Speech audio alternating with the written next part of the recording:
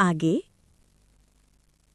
शौर्य मुस्कुराकर, और इस पसंद को जल्दी ही प्यार में बदल दूंगा मैं, कहते हुए उसने इनायत को कसकर बाहों में भर लिया।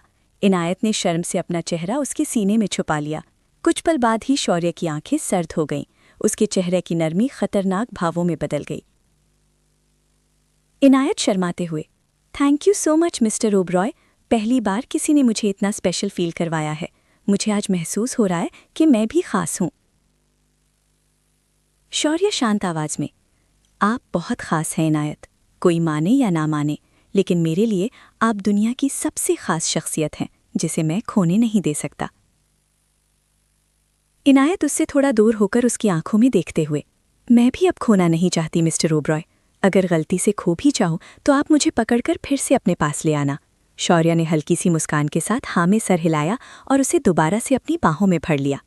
इनायत को आज कोई चिंता नहीं थी और ना ही घर चलती जाने की फिक्र थी। उसने आराध्य से बात कर ली थी और उसकी दोस्त की मम्मी से भी। आराध्य आज उनके घर पर ही सोने वाला था। कुछ देर बाद उस होटल में घूमने के बाद इनायत और शौर्य मॉल में चले गए। शौर्य ने इनायत के लिए एक डायमंड ब्रेसलेट खरीदा, जिसे इनायत ने लेने से मना भी किया, लेकिन शौर्य ने जबरदस्ती उसे पहना ही दिया। इनायत टाइम देखते हुए, मुझे अब चलना चाहिए मिस्टर ओबरॉय, 8 बज गए हैं। शौर्य इनायत का हाथ थामकर, कुछ देर और रुक जाओ ना प्रिंसेस, बस कुछ देर और, शौर्य ने नर्म आवाज में रिक्वेस्ट करते हुए कहा, जिसकी वजह से इनायत उसे मना नहीं कर पाई और हाँ में सर हिला दिया। कुछ देर बाद वो दोनों बीच पर थे। उन दोनों के सिवा वहां बस शौर्य के बॉडीगार्ड थे, जो चारों तरफ नजर रखे हुए थे। इनायत मुस्कुरा रही थी क्योंकि पहली बार वो इतनी रात को बाहर थी। इनायत खुशी से, आज मैं पहली बार बीच में अकेले आई हूँ, वो भी इतनी रात को। सच में ये सब बहुत खूबसूरत लग रहा है।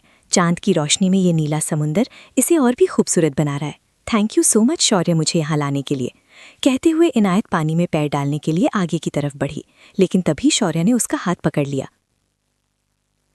इनायत के सवालिया निगाहों से उसकी तरफ देखा तो शौर्य ने गंभीर आवाज में कहा, अभी अभी क्या बोला आपने? इनायत उसकी गहरी आवाज सुनकर डर गई। उसे समझ नहीं आया शौर्य क्या बोल रहा है। इनायत थोड़ी घबराई आवाज में, क्या बोला? बस thank you. Shaurya name sir हिलाते हुए, थैंक यू के साथ क्या बोला?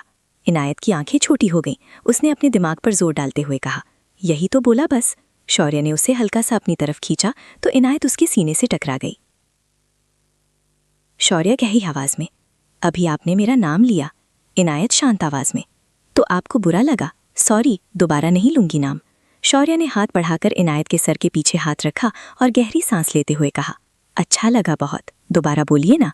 इनायत के चेहरे पर शरारती मुस्कान आ गई। उसने प्यार से कहा, नाम लूं आपका? शौर्य ने हाँ में सर हिलाया तो इनायत ने कहा, ठीक है, अभी बोलती हूँ, कहते हुए इनायत ने शौर्य के सीने पर हाथ रखा और उसे धक्का देते हुए पानी की तरफ भाग गई। शौर्य थोड़ा लड़खड़ाया, लेकिन जल्दी ही खुद को संभाल लिया उसने और इनायत को पकड़ने के लिए भागा। इनायत पानी में भाग रही थी। उसके कपड़े गीले हो गए थे। शौर्य भी बिना अपने कपड़ों की परवाह किए इनायत के पीछे भागने लगा। इनायत की खिलखिलाने की आवाज चारों तरफ गूंज रही थी। कुछ पल में ही शौर्य ने इनायत को बाहों में जकड़ लिया और उसे पेट से पकड़कर गोल गोल घुमाने लगा। दोनों साथ में बहुत प्यारे लग रहे थे। कुछ देर बाद जब इनायत के गाल दुखने लगे तो उसने शौर्य को रुकने के लिए कहा। शौर्य ने उसे आराम से खड़ा कर दिया और उसका चेहरा अपनी तरफ किया। शौर्य के हाथ इनायत की कमर पर थे और इनायत के हाथ शौर्य के सीने पर। चांद की रोशनी में इनायत का चेहरा और भी ज्यादा चमक रहा था। शौर्य अपने होश खो रहा था। शौर्य ने आगे बढ़कर धीरे से उसके माथे से अपना माथा टिका दिया और गहरी सांस लेते हुए कहा, इनायत, बोलो ना। इनायत का भी दिल जोरों से धड़क उठा। उसने धीमी लेकिन गहरी आवाज में कहा, शौर्य। इनायत की आवाज कांप उठी क्योंकि शौर्य के हाथों की पकड़ उसकी कस गई थी। वो मुंह खोलकर सांस लेने की कोशिश करने लगी। उसकी कशिश भरी आवाज सुनकर शौर्य का खुद पर काबू नहीं रहा और उसने अपने होठ इनायत के होठों की तरफ बढ़ा दिए। वो इनायत के होठों को छू पाता उससे पहले ही इनायत ने अपना चेहरा फेर लिया और घबराहट भरी आवाज में कहा, मुझे घर जाना है। शौर्य ने यह सुनकर गहरी सांस ली और उसके चेहरे पर अपना चेहरा टिकाते हुए कहा, सॉरी, चलो आपको घर छोड़ देता हूँ। कहते हुए शौर्य इनायत से दूर हुआ और उसका हाथ थामकर गाड़ी की तरफ बढ़ गया। कुछ देर बाद दोनों गाड़ी में बैठे थे। दोनों के बीच अजीब सी खामोशी छाई हुई थी। इनायत ने अपने हाथों से रगड़ना शुरू कर दिया है क्योंकि वो भीगी हुई थी और गाड़ी में एसी भी चल रहा था। शौर्य गहरी आवाज में, विकी, एसी बंद करो। विकी ने एसी बंद कर दिया और शौर्य ने अपना ब्लेजर इनायत के कंधों पर डाल दिया। इनायत खुद में सिमट कर बैठ गई। इनायत के घर से थोड़ी दूर शौर्य ने गाड़ी रुकवा दी थी। इनायत उतरने लगी, तभी शौर्य ने उसे रोकते हुए कहा, मुझे माफ कर दो प्रिंसेस, मैं बस थोड़ा सा बहक गया था, ऐसी हरकत दोबारा नहीं होगी। इनायत ने बिना उसकी तरफ देखे हाँ में सर हिलाया और जल्दी से अपने घर की तरफ दौड़ गई। शौर्य की आंखों में हजारों भाव उमड़ आए। उसने गहरी आवाज में कहा, फार्म हाउस पर ले चलो। विक्की ने गाड़ी आगे बढ़ा दी। इनायत जैसे ही मेन गेट से अंदर आई, उसे सामने अपनी स्कूटी दिखाई दी। उसके चेहरे पर हल्की सी मुस्कान आ गई। उसने दरवाजा खोला और अंदर घुस गई।